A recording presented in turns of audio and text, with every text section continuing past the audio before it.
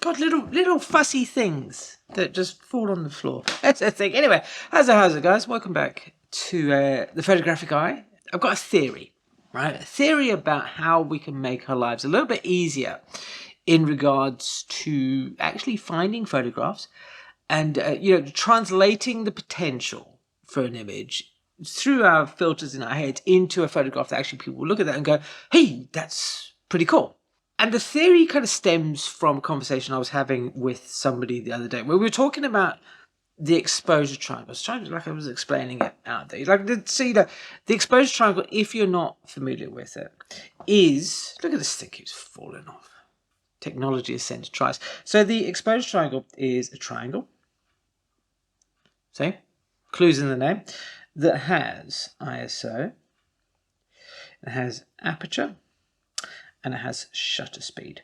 And when you change one of these aspects, it means that to keep the same exposure, you have to adjust the others. Right? So they all kind of work in tandem.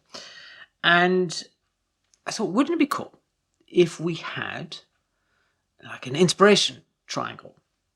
Name is still in development, right? But if we have the triangle and we have the intent, he says, look at that. We have the light and we have composition. Is on, he says, there we go. So we have those three elements, and that would give us a way to get started with actually building the photograph. I thought this is pretty cool. What a fab idea. So let's explore that for a little bit, because I find that the technical aspects of photography, what sort of exposure do you want, what lens choices and what have you, they're all fairly easy to, but knowing where to get started with more aesthetic side of things, the bit more spurious, wavy navy, artsy fartsy kind of stuff, is a bit harder. So let's look at these aspects, okay? And my theory is that if you know one of these in the inspiration triangle, that the other two can then fall into place. Okay, so let's start with intent. Intent in a photograph. Often when people talk about intent, they're kind of thinking about, the meaning, what's the story they want to convey, all that kind of stuff. But it's not quite as deep as that. I think it's more like, why do you want to take this picture? What is it about the scene or the person, whatever, that has caught your attention that you want to document, record, take an image of, however phrase you want to call it? That ultimately is kind of intent. Why do you want to take this picture? What is it that you enjoy? So when I look at a lot of my photographs, I am quite taken to geometric shapes, the way they interact with you, the patterns that they form, because I'm kind of interested that we walk around these ideas so many days, like they're often urban environments, and people just ignore them. They don't see these angles in the roofs and things, and I think that's a great shame. So my intent there is to explore those spaces, those shapes, those ideas, those forms, the textures, and just make a photograph that I really enjoy looking at, that chimes with my personality, slightly introspective, slightly kind of laid back, enjoying the solitude of being in a crowd. Things of that nature. So think about that in regards to your own photographs. What is that intent? Why do you want to take this picture? And often you might not be able to actually put that into words. I've had a long time of taking urban landscapes. I don't like the word urban landscapes because I don't think they are landscapes. But at the same time, they're not street photography per se. The pictures taken on the street. Anyway, it's a thought. Maybe, I don't know what they would call urban. I'm sure there's a phrase somewhere, a genre that somebody's come up with. If you know, let me know in the comments. So we've got that intent. But what's the next part? If we don't know the intent, what can we look at? Light is the next part of this. Now, you can see light all the time. It's not that hard to see it there. And if we dig deeper into light, then it makes life a lot easier for us. So what are the questions we're going to ask ourselves about light when we're out there taking a photograph? The first thing I would probably look at is what is the light doing? Is it active? Is it passive? This is a phrase I've thrown out a couple of times now. This is active and passive light. And I think it's really simple. Certainly when I started thinking about it like this, and because I read the phrase in a book somewhere, it's like, oh, do you know what? That makes perfect sense. So if you think about it, when you have a stage and there's a performer on stage and there's a single spotlight, just picks it out. There's nothing else, just blackness. That would be kind of an active light. The light is playing a major role. But if the stage is full of just flood and all the people are just doing their thing on it, the light's not, it's just illuminating the scene. So ask yourself that question. What do you have? Active or passive light? And think about, when you know what you have, then what sort of qualities does it have? Is it hard? Is it soft? Is it warm? Is it cold?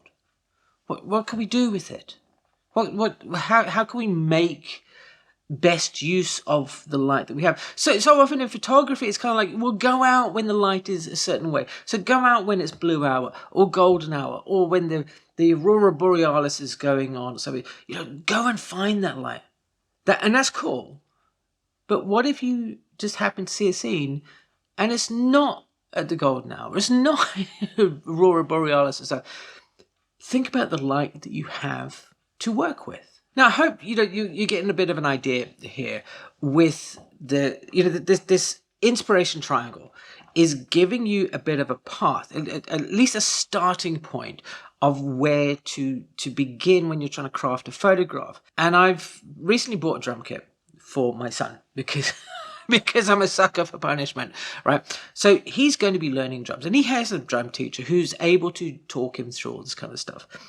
But I also want to learn drums. And Skillshare has a really great way of learning that puts you in control of how to actually begin something. So with photography, for example, they have this path that you can follow. So it takes you from being a complete beginner through all of the steps that you need to find, your chops in taking photographs. And it's a curated thing, which I think is great, because if we're left to our own devices, we don't find any direction because we don't know what we need to learn next.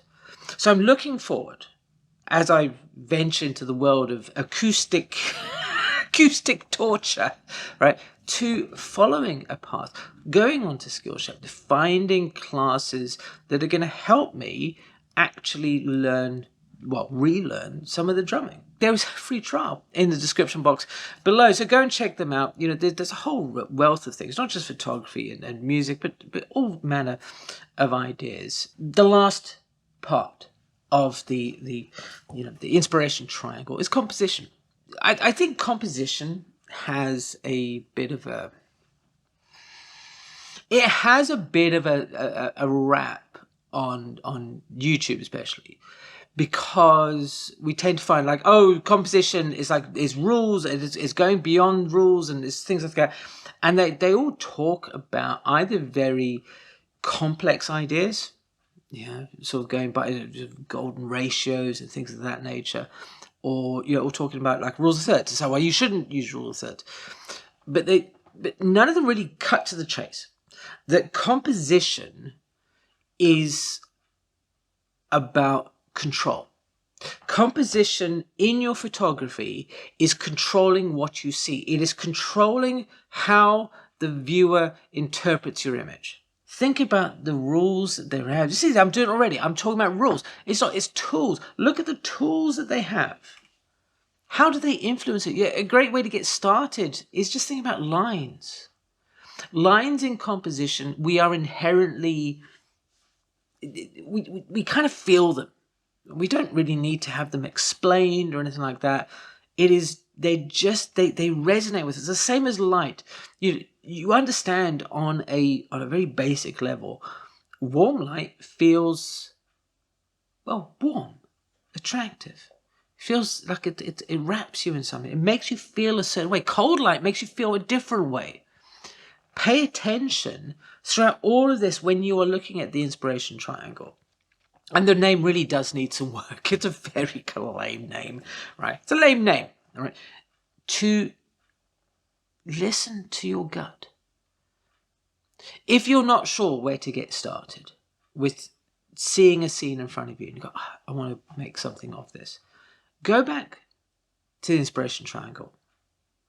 Think, do you have a clear intent? And if so, how can you use composition and light to enhance that? Do you recognize what the light is around you? Now, can that help influence your intent? Can it help make you make decisions about composition? Do you have the composition in mind? Can you see it already in there? Right? How can that shape the intent? How can that help you make the best use of the light? I like this theory. I think it's got some legs here. Obviously, it's not the be all and end all. I mean, this is the whole thing about photography. We all have different ways of approaching things.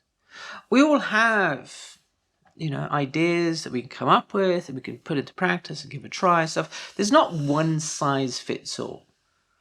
And I hope this has given you like a little bit of, I don't know, a little bit of inspiration, maybe to think about something, to give it a whirl, to next time you're out there taking a photograph and you're kind of stuck, to take a step back and think, do you have one of these three things?